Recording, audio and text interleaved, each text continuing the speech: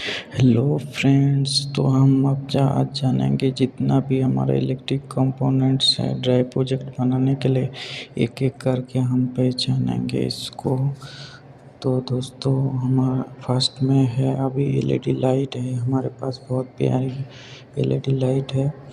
तो दोस्तों देखिए, हमारे पास सेकंड आइटम है आपका, यहाँ पे 9 वोल्ट बैटरी भी है। तो 9 वोल्ट बैटरी से हम इसको कोशिश करते हैं चलाने के लिए। तो दोस्तों, ऐसे ही आपको अगर वीडियो देखना पसंद है तो हमारे चैनल को प्लीज़ सब्सक्राइब करके रखिए, आगे और नया नया प्रोजेक्ट आने वाला है।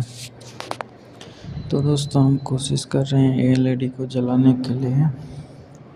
तो देखते गए हम कोशिश में कामयाब हो सकते हैं कि नहीं, आप लोग देखिए,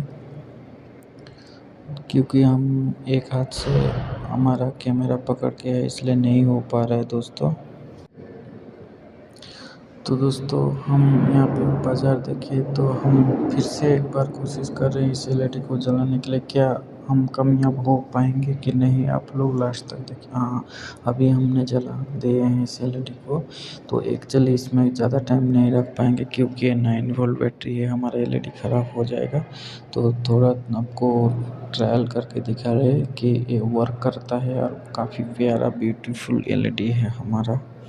तो नेक्स्ट कंपोनेंट के हम जाते हैं, ये हो गया मिनी बज़र जिसमें साउंड आता है।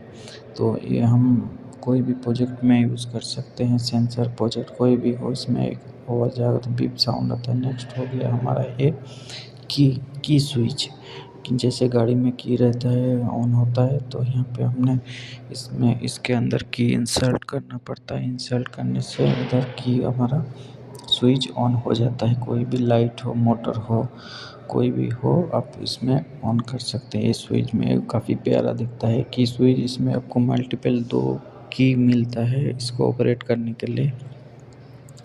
तो दोस्तों, ये हो गया हमारा थर्ड प्रोडक्ट। तो देखिए, हम इंसर्ट करके आपको दिखाने के लिए कोशिश कर रहे हैं कि कैसे वर्क करता है।